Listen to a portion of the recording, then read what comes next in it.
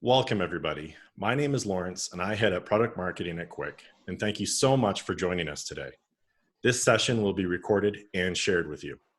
We are excited to be co-hosting this discussion with our friend and partner, Concentrix. We realize that your company, your teams, and you personally have been on a roller coaster the past several weeks. And knowing that there's an incredible amount of change happening in customer service and customer experience, we wanted to pull together some business leaders to share what they are doing to guide their companies and customers through this dynamic time. This format of the conversation will be me asking a few questions of our panelists. There won't be any slides. However, this is a discussion for you. Please submit questions. We hope you walk away with this with some new ideas to use right away, or at least we hope that you know everyone is challenged and trying to find the best path forward. Today, we are really lucky to have 5 awesome guests with us. We have Allison from Concentrix, Tracy from Pella, Mike from Brinks Home Security, Thomas from Mortgage Center, and April from Northwest Community Credit Union. Let me have each person introduce themselves, and let's start with Allison. Hi, everybody. Allison Biske, VP of Product Strategy and Markets at Concentrix, and we're super excited to be here today. Thank you. Thomas? Hello, Thomas Crawford, IT Manager with Mortgage Center. Excited to be here as well. April? Hi, April with Northwest Community Credit Union, Director of Digital Experience, and thanks for having me. And Mike? Hi, everybody. Mike Parrish from Brinks Home Security. I'm the Director of Customer Experience Design and Application Development. And as everybody else, very excited to chat about this. Lastly, Tracy. Hi, Tracy Scott with Pella Corporation. I am with our customer experience and customer development program, and excited to be here today. Great. Thanks, everybody. So let's go through a couple of questions, and then I'm going to open it to you all. So please, to the audience, please ask questions. First thing first, how has each of your businesses been flipped on its head during COVID-19? And how has it affected your internal operations and your customer behavior? Thomas, why don't you kick things off? Yeah, I'd say for the biggest thing for us is we immediately moved everybody off site, utilizing Teams as our bid communication platform. And then the big challenge we had was to try to figure out, how do we deal with things that still come into the office? How do we deal with mail? How do we deal with, things that the customers are bringing or would normally mail in? And for us, really because we are a mortgage company, we were able to provide people with options for their current mortgage. So people that were having, problems paying their mortgage, were able to provide options through forbearance and other programs out there. So that overwhelmed our call center quite a bit with that. And then on the sales side of things, because rates are at a historic low, we were very overwhelmed with, the amount of digital traffic, call traffic, text traffic, just for people wanting to refinance during this uncertain time. And one of the things that was pretty interesting is in February, we set a historic 30-year goal for application volume. It was 600% higher than we'd ever had in 30 years of doing business. So it was pretty extraordinary. And we were trying to man the phones and man the digital channels as much as possible to help everyone out through this time, because we knew that this would really help them get through this uncertainty with furloughs and layoffs and things like that. So wherever we could help, we were trying to get as many people to be able to help the members as we could. Awesome. Thanks, Thomas. Tracy, let's turn to you. Sure. So, first thing was really getting all the agents working from home, which we were able to complete in a pretty quick amount of time. As a manufacturer of windows and doors that largely go into people's homes, we kind of saw a spike and then a shift. So initially we had a lot of customers wanting a lot of information around order status and their current projects.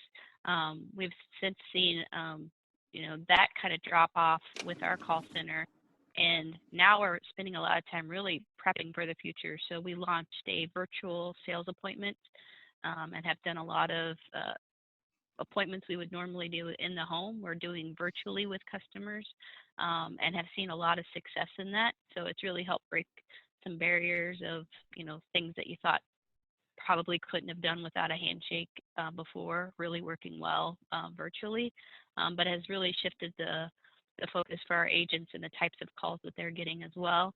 And then we're also just working on preparing for, as things are lifted and people start moving back to normal, how do we prepare for what we think is going to be a really high volume as soon as that starts to happen? Sure. And we're going to circle back on that, the virtual appointments as well. Mike, how are things over at Brinks Home Security? Oh, you're on mute. Yes, I am. So they're doing well. So like most, we're now all remote. We had a combination of both what Thomas and Tracy described, in that, we make service appointments as a major part of our business, from new installations to upgrades to fixes. And the same thing with the call center, right? Now they're all remote. So a big solution for us is putting digital front and center, both for how it is we approach service jobs and update our customers with their scheduled jobs and what their options are and how we're going to approach the scenario. We've put that into a digital stance where they can digitally upgrade or change or reschedule or even cancel their service as necessary. So the big changes that have come that we've seen from our customer base is that, now that several of us are home and have been home, and time with your phone and Zoom and PCs have drastically increased, those digital channels being front and center have seen a drastic shift in how our customers communicate with us. We're really exploding by comparison to historical months. In fact, we've seen almost a doubling in our take rate of conversational structure compared to what our call center used to do to what we do through Quiq, which has been great. It's even expanded in other digital scenarios like surveys. For those of you guys who use a survey platform, we're seeing a higher take rate there. So there were definitely steps to be made in ensuring that we could still meet our customers' needs while keeping both our customers and our employees safe. But we've been achieving that at a rapid pace. Awesome, thanks. And April? Yeah, as a financial institution, we really had to think of different ways of supporting our members. We ended up closing our branches and limited them to just appointment only in branch. And so most of our traffic was being passed through our drive-throughs and then our digital channels. Our digital channels, when the stimulus checks started hitting, saw like 200 plus increases in logins per day. Our call center was seeing similar volumes. So we really just had to take every day differently and kind of analyze what's driving the traffic and how can we proactively communicate to our members what some of those changes are or how they can access that information. We didn't move our call centers to remote locations because a lot of them live in rural areas where internet is a challenge. And so we ended up splitting our call centers into a few different areas. We had some conference rooms available to us in some different locations. So our plan there was really just to have business continuity. So if somebody became sick or we had an area that was infected, we'd still have a couple redundant locations that could take calls for us. While at the same time, we moved our entire support center off-site. So we've got about, I think we're at 95% of our support center working remotely right now. And it took a couple of weeks to get everybody moved off-site, but we're at this point, we're on a path to start reopening some of our branches and extending hours. So we're slowly bringing that back. And again, just continuously looking at ways we can support our members because their needs are changing day to day and sometimes hour by hour. Awesome. Thank you, April. And Allison, what are you seeing in the market? Well, Concentrix provides customer service for, many brands. And I think that when this initially began to start occurring, we started to prepare, right? Because we have, we were initially impacted in our APAC regions. But over the course, as the pandemic continued to evolve, the move to work at home, the focus on our employees and their safety, mobilizing really what were, our traditional brick and mortar contact centers, like many, here on the panel have talked about, and then moving them to a work and home model. So, we literally went from a footprint of about 5,000 work at home agents to over 95,000 in a little bit over a month. With a focus on ensuring that we could still provide the levels of service we wanted to. But it's not just as simple as moving people at home, but then thinking about how do we do security? How do we enable, people to have, a great bandwidth, right, to be able to do work? How do we enable them with tools, systems that they can really use to work? While at the same time dealing with people who have been impacted, right, by the disease, or have family members, or relatives who've also been impacted. So we really, the focus has been to, serve our clients, but also to serve our internal customer, right, which is all of our employees. We've done a lot around how do we, from a culture perspective, how do we enable that, right? So that's been a really big shift for us. And when you think about, I saw a meme recently, and I think all of everyone here will probably appreciate this, or has seen it probably as well, is that, what's been the biggest impact to your digital strategy? Something very similar, right? Was it your CIO, your CTO, or COVID? And what we've seen really for our clients and for ourselves has been COVID. There's a new age of customer experience here that we're all now embracing. So it's been a roller coaster ride, but I think it's also great because it presents some really good opportunities for us to change ourselves, in this year and into the coming year. Awesome. Thanks, Allison. So, at Quiq, when we've been talking with, different customers, of our clientele base, we have found that we could really kind of group our clients into two different camps. First, they're essential businesses that are completely overwhelmed with inquiries. And then there's the businesses that are really struggling, issuing, furloughs and layoffs, but still having to handle this incoming customer service questions. So I'm curious for you guys, and I know you guys have told me, on the side about the steps you've taken to address these major shifts, for how you've shifted and where you're trying to go now. So, Tom, do you want to, talk about how you guys are, changing things internally? Yeah, certainly.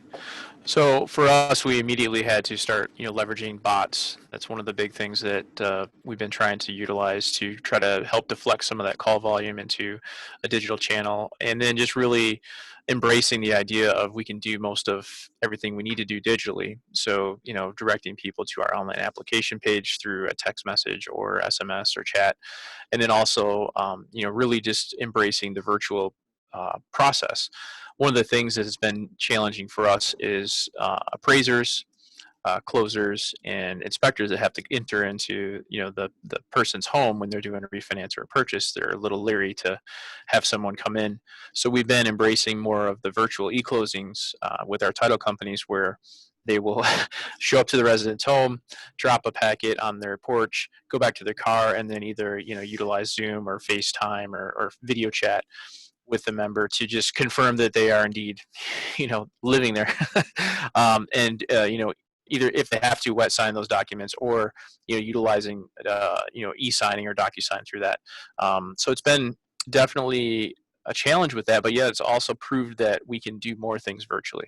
Our internal customers, our employees, everyone is remote. I happen to be in the office today just to do some inventory on a few things, but we're able to utilize the technologies through our project management software through Monday.com, and through our collaboration piece through a combination of Zoom, Teams, and GoToMeeting, and then also utilize that to interact with our customers and provide even an option for video chat with a customer if they need to speak to someone. They feel like they don't really want to have that person-to-person interaction, but a video would be an acceptable solution. So we've been really inundated with just requests and overwhelmed with everything that's going on. Just the volume, as I mentioned, is so high. So we're trying to leverage all the digital channels we can to try to offset some of that, traditional call center type flow. And Thomas, you had mentioned too to me that at your work, they didn't really think that you guys could be a work from home environment, you know, and now that this digital transformation has happened for you, now they're realizing, wow, work from home is actually working out for your business. Yeah, now they're wondering why we lease so much space. Just because, yeah, you know, but what that does do is that allows us to, you know, pretty much double or triple the size of the space. Is you could truly do hot desking or have just open seating where you, if you wanted to come into the office a day or two of the week, you could, as and just kind of do a first come first serve or set up neighborhoods or something like that. So that's what discussions are already happening, which is good news because we were expanding and we were running out of physical space. But now that there is a work at home that's feasible, and we've actually seen productivity increase working at home because I think people are just trying to stay busy. So they end up working, they don't have the commute. So that's an extra hour or two a day, depending on how far away you live, that you don't have to drive. So they end up working earlier, working later, and then just using the collaboration tools that we have. We utilized for our, you know, to communicate to our staff, we were using the texting platform to send out broadcast messages and stuff like that. And then just being able to have the video chat features, and people are becoming more comfortable being on camera, which it was always a challenge early on, but now we've made it a requirement. So any call you're on with any staff member, you have to be on camera, and people are more comfortable with it now, and it's really working really well. Nice. That's great. So April, same thing. You had to do quite the change in staffing. You want to speak to what you guys did internally? Yeah, for us, you know, closing our branches and restricting the traffic that was going to our branches was a big problem for us. And seeing the shift to our call center and our lending teams was really significant. So, you know, our motto right now is Semper Gumby. Like, we are just being super flexible and nimble. And we're really shifting resources, again, almost day to day or hour by hour, just depending on what the need is. Interestingly enough, we were just finishing up our contract with Quiq when our stay-at-home order went into play. So we are a brand new client of Quiq, but we were able to quickly implement web chat and instituted a couple of a bot within Quiq, which has really helped us streamline some of the messaging that is coming into the credit union. Again, things like stimulus checks and the SBA PPP loans, members looking for skip payments.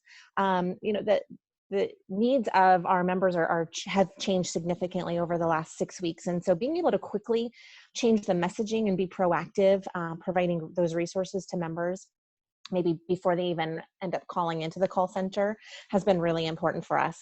Funny story, we ended up being the top search result in Google if you search phone number to check on stimulus check. And so we had people from all over the country that were calling us or sending messages in wanting information on their stimulus check, even though obviously we couldn't provide them any information. And so once we realized that, we were able to quickly update our bot, put a yes, no, are you a member or not, and then redirect them to the appropriate resources. But again, it's just being in tune to what the members' needs are in the moment and being able to shift those resources accordingly. Every day we've got teams that are shifting between our call center to our lending. You know, this week it's been all about that second wave of PPP loan applications. So team members who last week might have been helping out on chat and in the call center are now inputting applications. And so for us, just being really collaborative and having a lot of transparency about what the priorities of the day are has really helped us meet our members' needs that are constantly changing. Yep. I love that you were able to convert employees that weren't customer service agents into agents. I think that's just fantastic. And I think it speaks to when you have the right software that everybody can use, you know, really makes a difference as well. So Mike, when you are not guiding, you know, the Empire Galactic fleet into space, you are building bots as well, always fine tuning them. I'm curious, how has this, you know, changed your opinion of how you're implementing bots? So honestly, it's giving us quite the boost, which I'm obviously very excited about.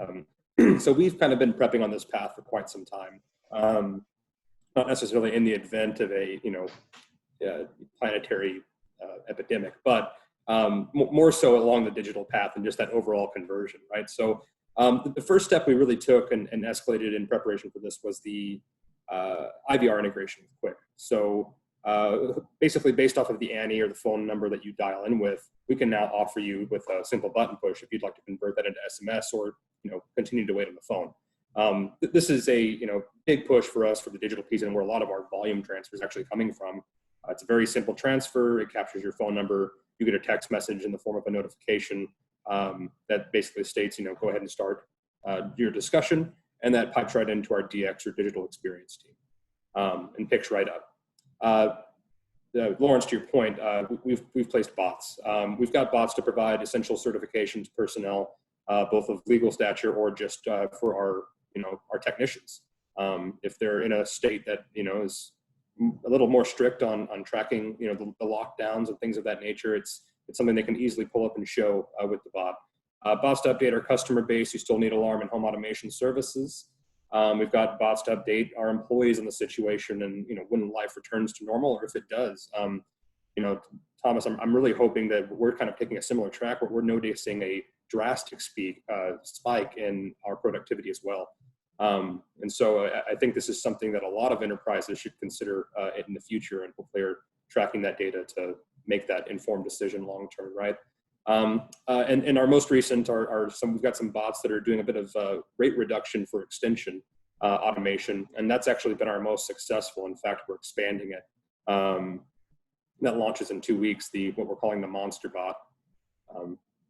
So, I mean, yeah, we've had quite a bit of automation that helps really divert call volume and keep it in the digital and automated space, requiring no FTE in many cases.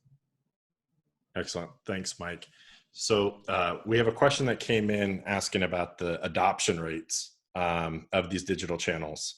Can you guys, speak to that? How are you seeing the adoption rates of people using, the new digital channels versus traditional? Do you already have statistics on that?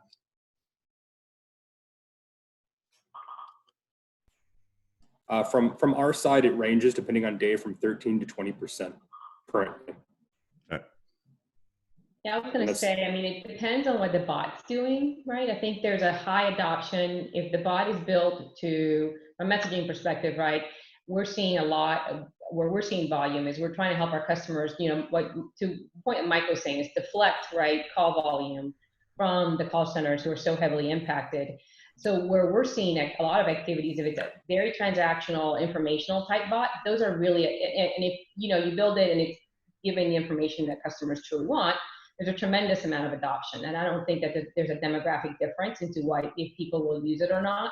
Is it bringing value to me? And if it is, then absolutely people will use it. The problem just comes up when that's not occurring, right? And then that's when it's not adopted from a digital channel perspective.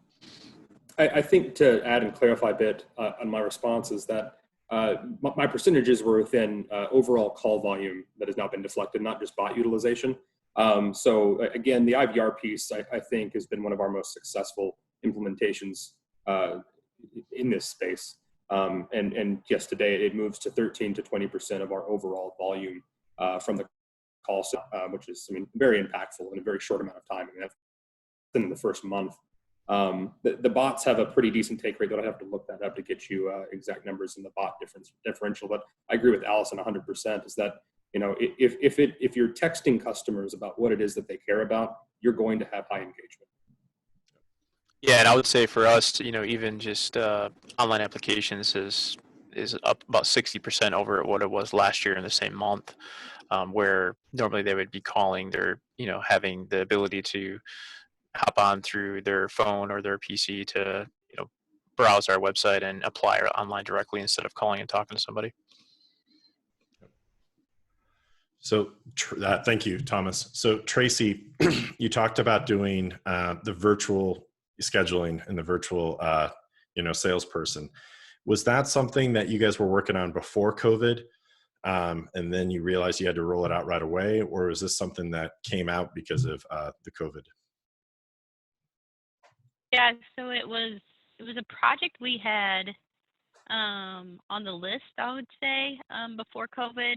Something that we have been kind of kicking around wanting to do, but it was always this assumption that you could do some of it virtually, but we would still probably need some sort of in-home follow-up or an in-person follow-up. And so, we're still trying to figure out how we were going to do that virtual appointment. And then when COVID came along, it made everybody make decisions really fast.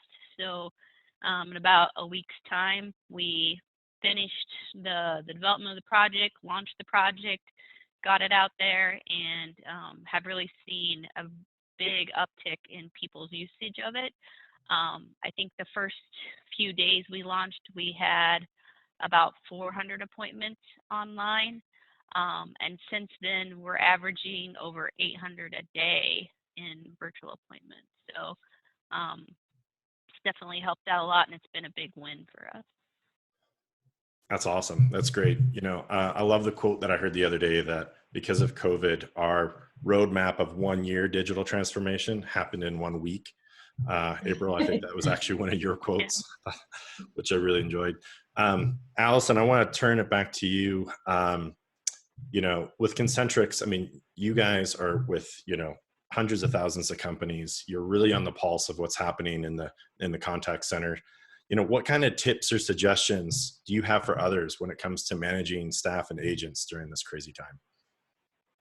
Well, I mean, I think the number one that I would say is empathy, right? We have different, we have a lot of employees and a lot of different geos, which many different impacts.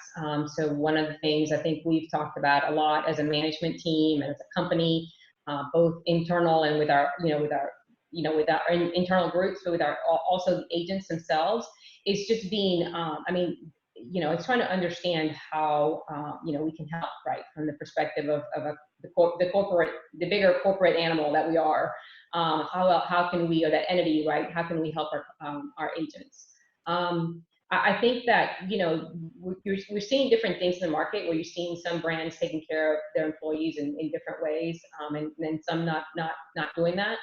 I think we firmly believe that, we're going to come out of this. We're already, there's a lot of activity. I mean, we've already moved agents to work from home. We're continuing to look at, how do we improve their experience from a work at home perspective? How do we machine enable them, right? How, these bots that we keep talking about, they're not just external, but they're also internal for our own employees. So how do we look at, easing the burden on what they're trying to do? So I think, I don't know that there's I can give you the manual on how to respond, because I think every company is different. The impacts are different. But approaching it with empathy is been definitely our go-to mantra in this time. Yep. No, I think that's a really good point.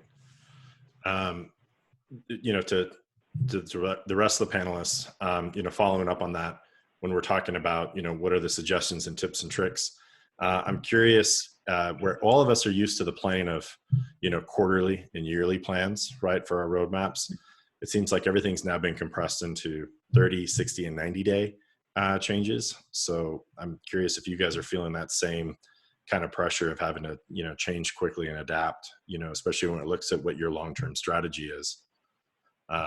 Thomas, would you like to talk about how you view your long-term strategy of how quickly it's changing? Yeah, I think for us, being able to do a virtual work experience has definitely allowed us to open our thinking on recruiting specifically, as we are in a position to really add lots of staff quickly, where before recruiting was more locally centralized. Now we can really focus of more people that want to work from home and a more permanent basis, and it allows us to recruit outside of just our geographic location, where there's lots of talented people that may live thousands of miles away that we wouldn't have hired in the past. So that's one of the strategies that we're looking at is, okay, how do we open our recruiting up? What challenges does that bring with hiring folks from different states, or even because we're really close to the Canadian border, hiring people from Canada even to work in this scenario. And it's really opened up our eyes to what are we capable of doing in a virtual experience, and so we're really doing weekly connects with our executive team. So every week we have kind of a pandemic update meeting, and we talk about strategy, business, well-being of our employees. Mental health is really the big thing that we're concerned with our current staff. It's different than other people are experiencing. Other people are experiencing layoffs and furloughs, and that's it's terrible.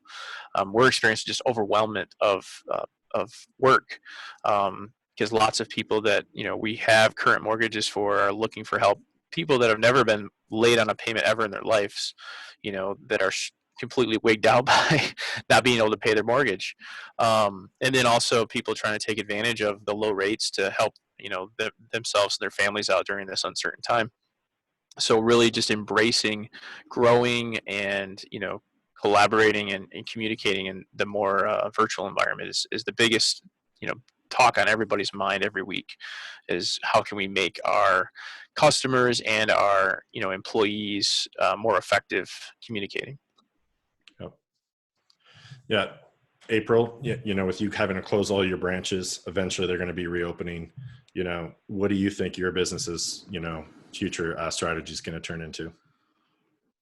Well, I can tell you we were already looking at implementing ITMs, so that's definitely something that we are evaluating again and looking at making some decisions sooner rather than later. Can you tell people what that acronym means? Yeah, interactive teller machines. Mm-hmm. So it's being able to do a teller transaction at either like a robust ATM machine or having a teller assisted, through a screen with a teller transaction, but not having to go into a branch necessarily. We could install those at drive-up locations or at standalone locations, unrelated to our branches, and maybe some markets that we haven't been able to tap into. So we feel like our members are going to be definitely more willing to accept these new technologies now that they've kind of been forced into using some digital channels, and they're finding that it's okay and they can still safely do their banking with us and still get the good service that they expect.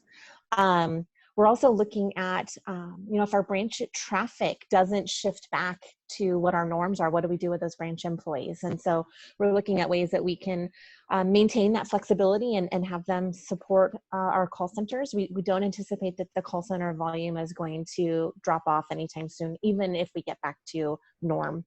And so we're looking at ways that we can have some fluid, flexible scheduling and be able to use some of those branch resources to help out with our call center and help supplement in ways that we just haven't been able to in the past. We've really traditionally required that our call center agents be on site, be in the same area that all of the other agents are. But like many others, we've learned that doesn't have to be the case anymore. So being more flexible with remote employees, whether it's working from another branch or working from another state, are definitely options that we're considering. So those are the two major things we're looking at. We're still moving forward with some of our long-term strategies of opening up some new branches, but what those branches look like is probably going to be changing than what we were anticipating 6 to 8 weeks ago. Sure. Mike, how about you? What's the pulse of how your long-term strategy is going to be changing? So this, like I stated earlier, has really propelled the bot program. In short, our long-term strategy is bots, a network of bots to be pretty specific, that can handle everything from customer sales support, referral, lead gen, current customer offer structure, extensions, payments. I mean, anything that's highly repeatable and makes sense, and isn't overly complex. That being said, we've built a lot of structure within our bot builds to ensure that access to human interaction is very easy. So really keeping them in the SMS and digital ecosystem. So if we're not, 1 to infinity as far as the ratio with the bot structure goes, but at least a 1 to many with people, I mean, it continues to make us more efficient and financially viable, right? And that's really what we're seeing is that, people, when it's placed correctly, again, I mean, I agree with Allison 100%, they prefer that interaction. It's asynchronous, it's quick, you can put it back in your pocket, you can pull it out of your pocket, get back to it. It's pretty straightforward there. I mean, just to give a really short example, when we first tested our rate bot, we tested it against, live calls. You can call in to accept the target. We ran a automated landing page that auto-filled your data. I mean, you literally just reviewed and hit submit. And then we gave a bot that gave you choices and let you pick and accept terms and conditions. And it automatically pushed the structure through and told you about it afterwards, right? So the landing page over a 3-week test period ran 130 acceptances, call acceptances ran at about 168. Our bot ran 608. So it made up over 66% of the total conversions, which basically means that, given the 15-day time frame, that the bot was about a team of 8 people working 40-hour shifts, based off of the average conversion per day that the agents were capable of.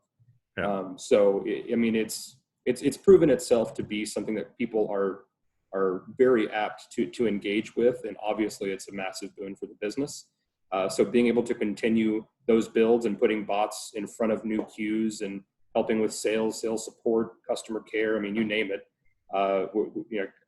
Just to put it frankly, we're now hiring or looking to hire people specifically to help with bot builds. We're at that point now with requests. We're from the different enterprises, different verticals within the company, where it's like, hey, can we get some of those? We're busy, and it's great. Yeah, it'll be interesting to see what that new type of a position title would be. Is it bot builder? Is it bot architect? Is it, Well, right now it's not, and that's really just because when I was researching, that wasn't as easy to find as it was with, some other structure in there. Then I just make sure that bot is heavily laden within the description. But I think they'll find very shortly that that'll be the bulk of their workload. Yeah.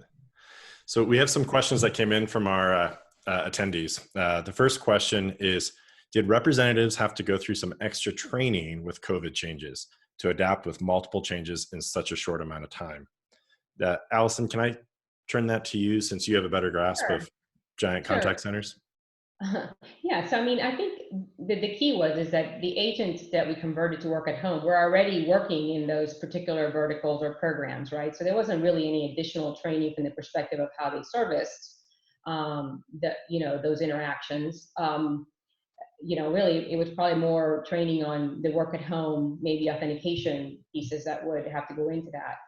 But, one of the things that we've also done, though, when we think about it, we take a step back from messaging, is we've packaged this, the bot solution around what we call a digital operating model, right? So when you're looking at the technology plus the agents and the humans that go along with it, you can, it's understanding the handoff, understanding what you're automating, right? Because you can have bots that are external, but then you also, and are doing client things, but then a client can, if they need to, they can escalate to a human, and then, agents themselves can invite the bots into the conversation, and for instance, like for payments or things like that. What we found is we created a whole model around how do you recruit for those skill sets, for that type of agent, right? Who, they need to be conversant, right, in messaging, and typically our workforce is, right? We're not, we're hiring, a lot of Gen Zs and younger millennials, so to speak. So they're already conversant in those things. So, and even when you train them on, okay, this is what the bot's doing, and then this is when you get, when you're getting invited into the conversation, even that training itself is short. It doesn't take, people already know how to message and text each other. They're familiar with the emojis. The queuing part is really easy to understand. So even that is really probably, we built some training around it, but it's really more around the processes for that particular interaction that takes longer to train people on, not how to use the messaging platform or the interface itself. That's just, really an hour or two, probably at the most. Yeah, and I couldn't agree more with that. When you have a really easy to use, easy to understand software, your agents are able to adapt, to April's point that she was able to turn agents or other employees into agents overnight. I think that's a testament to really good software implementation. Well, I think you look at the customer experience, but then what's the agent experience, right? That's just as important. So if we're reducing effort on both ends, that gets you to what your ultimate success goal is with that client, which is that you're resolving that interaction in that bot or with that messaging conversation at the first time the customer is reaching out. Yep. Exactly. As I've always said, opening up that new channel is easy. It's making sure that your agents are successful in that channel, because for the customer, that's the channel they want to be on. They already know how to use it. Yeah, it's arming the agents. Couldn't agree more. We have another question that came in the Q&A. This is, the financial aspect. So this is for Thomas and April. My financial-based clients close certain channels and call types of chat, retention, and collections, to redirected agents to manage with a lean staff because of layoffs of agents. They've realized that they are behind on others digitally. Any suggestions with quick win strategies for companies trying to catch up digitally? Yeah, I would say that, really trying to embrace the digital aspect of deflection in this high call volume. So that's where we really took some notes from what Mike was chatting about with IVR, is giving them an option to text or chat with someone instead of being on the phone with them. So either through putting that on your website or having that as they're setting on hold, giving them option to get out of the on hold ring of death, if you will. I mean, some of our hold times went from uh, less than 2 or 3 minutes to 2 or 3 hours in the sales side of things, just because the volume was just unbearable. So we had to quickly pivot and implement new ways to get people deflected. So some of that was just adding a recording to their on hold saying, hey, for faster service, go to our website, go here. We're in the middle of working on the IVR solution that Mike was talking about to allow people to press a button to start a text conversation, allowing people to come in through different channels where they normally wouldn't have thought to. So just getting that out on your website, getting the chat feature, getting the text feature available for people to, kind of deflect, having some FAQs. We have a huge COVID FAQ section on our website that answers a lot of questions that people have about current payments, deferments, forbearance, things like that. So providing as much education as we can digitally, and allowing people to get those resources quickly is really what has helped us. And we had to kind of be, like April talked about, very flexible and pivot quickly because things were changing at such a rapid pace that we just couldn't keep up with the call volume. So we had to come up with better digital strategies to quickly implement. And the best thing about, Quiq is it is pretty quick to get a bot built or to get an agent up on the product. So it was very easy to add more people to it and to kind of pivot our approach a little bit. And I would say we've done very similar things. The proactive communication to our members, knowing what they're reaching out to us for in those, those days and hours where we see the spikes, we're then able to either put a message up before they even get into our IVR, or we've got information on our login screen for online banking, teaching them how to set up alerts so they can check for their stimulus deposits without having to call in or without having to log in 17 times in a day and crash our online banking system. So just being very proactive with the communications and very thoughtful and intentful on what the message is that we're trying to get out in that moment. I would say something else for us that has really helped move the digital adoption needle is just rolling out our collaboration tools like Teams and Office 365, making it really easy for our teams to be able to share and get information has been a game changer for us as we are quickly adapting and bringing new agents on or shifting resources to other teams, giving them access to the knowledge bases and being able to quickly ask questions or collaborate has been just really, really helpful and has led to some quick efficiencies for us. Yeah, we even got some feedback from our agents that said, in the past, maybe they had to go find a specific person to ask a specific question. Now, in their teams, they just quickly fire off a chat to the group of people, and they get answers while they're on the phone, and they can answer questions while they're multitasking with members, where before it would have taken much more time or even, not even get the answer that the member may have needed. So the member service is higher and their experience is better because they can quickly and we use Teams to communicate quickly. When they're on a call with a member that they may not have the answer to right away, now they can quickly get that answer. Yep. That's a great point. I'm a work from home employee for the past 10 years, and yeah, that concept of getting up to walk down the hallway to talk to somebody. I'm sure, the idea of collaboration now with collaboration tools is now really top of mind. It's always helped out for me, but I can imagine for the people that are used to an office. Yeah, and I think even people that maybe didn't adopt the collaboration tools in the past, now you're forced to, right? You are stuck at home with nobody else to talk to. So, I mean, it's sad but true, it was really the best time to roll it out. We literally rolled out Teams in 3 days from end to end, just because we couldn't. There's no way we could have collaborated and communicated effectively without something, and that just happened to be what was already on our roadmap, as you mentioned earlier, something that was on a year-long roadmap. We did it in about 3 days. Yeah, that's awesome. I love hearing that from all of you, talking about how, yeah, rollout was days and weeks. It's fantastic. Tracy, I wanted to circle back when you were talking about the rollout of order status and how that was a benefit for you. But then you had also told me how there was resistance in the company of going, is this going to work? Do you think the adoption is going to be there? Can you kind of speak to that? Yeah, so one of the things we did is we started with our B2B customers and with the digital channel, and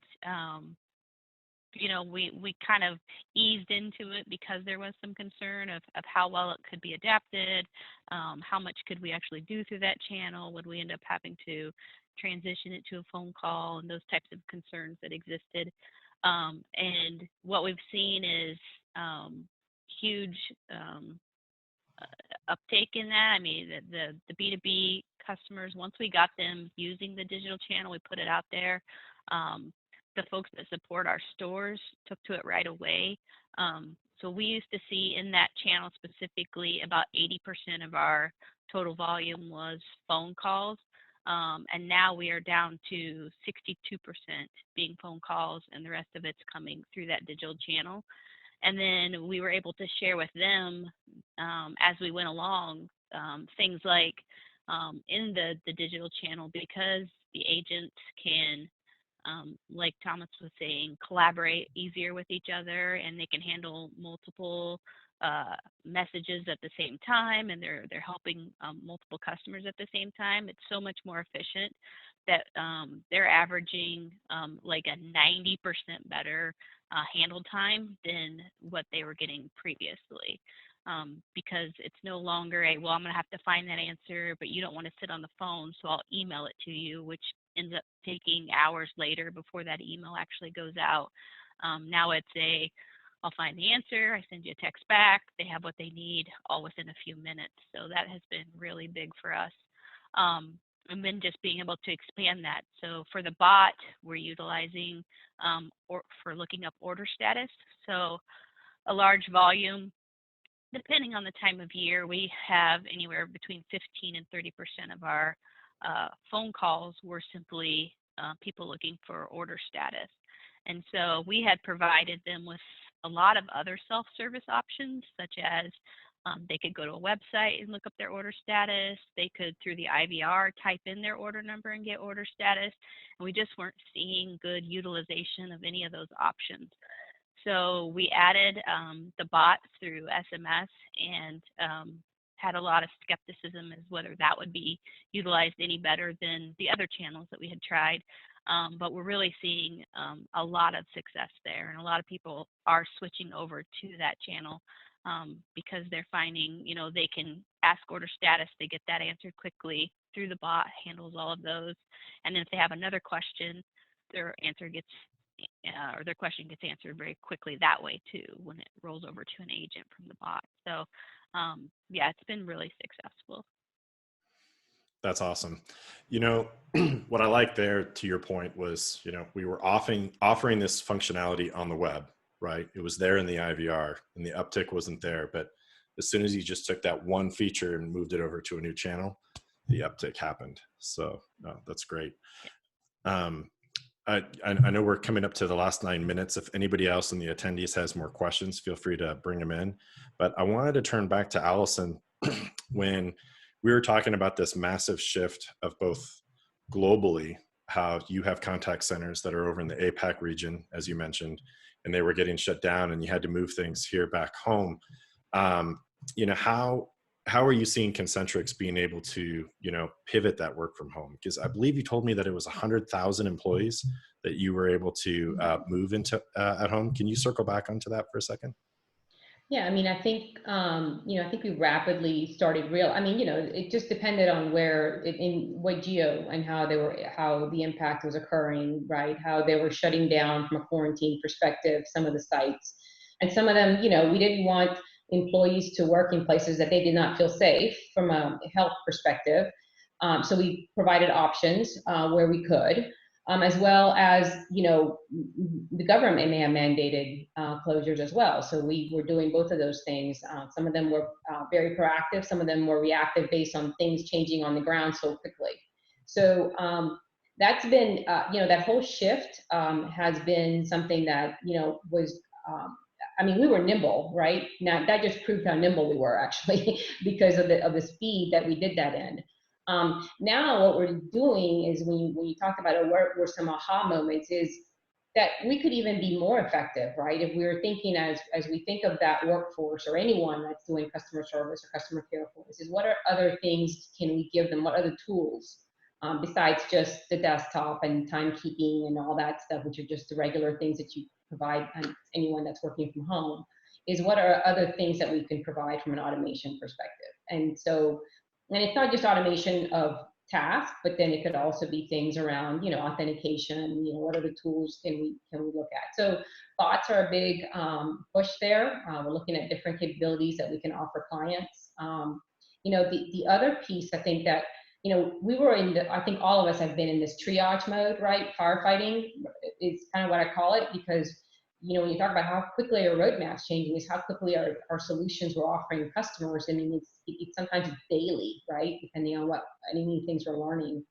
But I think as we're coming out of that, the triage portion is we're figuring out that we need to listen to our clients more. So we're doing a lot of things around, for instance, voice of the customer, speech analytics, where we're trying to identify trends there as well, because those provide and inform bot, suggestions or automation things that we can do for clients or offer clients insights into, this is a frustrating part of your customer journey now.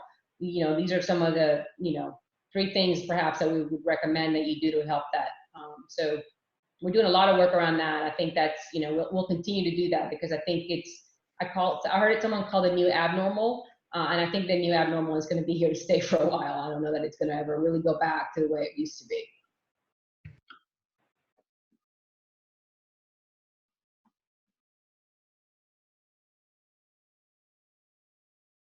And Lawrence, you're on mute. Thank you. I was following up on the comment that, we hate that term too of the new normal, but it's more of, the rapid, innovation that it's taking, within the business. We have just 6 minutes left. I just wanted to fire off the last question for you guys. I know we covered a lot of different topics from different industries, but is there any suggestions or tips for the peers that are here as attendees that we haven't covered that you guys would like to call out, to help out, other customers that are on board?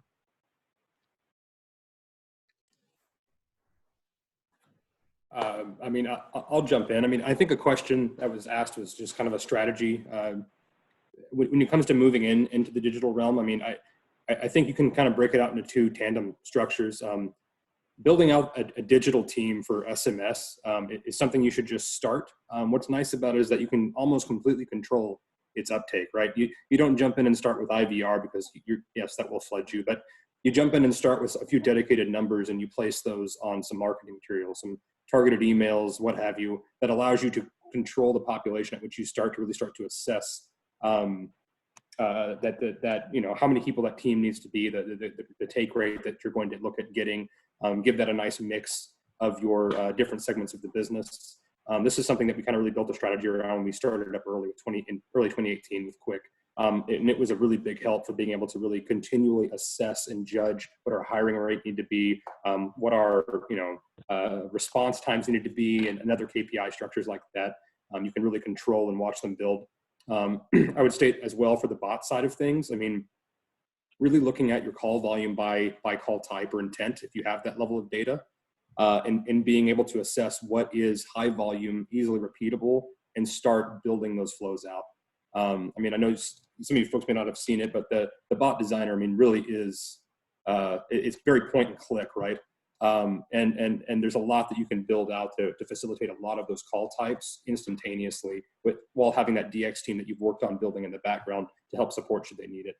I think those would be my biggest tips for jumping into this and getting a very rapid start to a lot of success and deflection. Yeah, I think for us, we took a different approach to starting texting from our perspective. We started on the sales side of things, so I'm not really in a call center. When we first started working with Quiq was for outbound texting for members that were engaging with us, but it was easier for us to continue their process via a digital channel. And that's really shown really huge, abilities for us to have way more volume with the same staff, right? So just to give you some context, let's say an average typical month for us would be, we take about 150 applications, let's just say as the number. Well, in the month of February, we took 1,750 applications. So it was just astronomical amount of volume, but we were able to utilize the digital channels via text, chat, online applications to do this. So just kind of embrace the idea that you can still produce at the same level. But one other tip I'll say is, if you're doing it on the inbound side of things, don't have agents try to do call and digital at the same time. That's a mistake we made early on. They just get, it's very difficult because of the rapidness of the way the calls flow versus the way a digital, approach is. So I'd keep those separate. Awesome. Thanks, Tom. We had a question that came in asking if Quiq supports webhook connections with Slack, Microsoft, and Zip Messenger. And we do. Quiq was built API first, and so we have a full API catalog. I put in the Q&A a link that goes into our API for sending a notification. And actually, we use Slack internally. And so we have a pre-built integration with Slack as well for your outbound notifications. Another question that came in, it was Microsoft Teams. No, that was the same one. Well, we're wrapping up. We're at the top of the hour. I truly want to say thank you to our panelists. Thanks for joining us today. Very insightful. I ask for all of you, stay healthy, keep innovating, and we look forward to speaking with you guys soon in the future. Thank you so much, guys. Appreciate it. Thanks. Thanks for having us. Thank you. Thanks.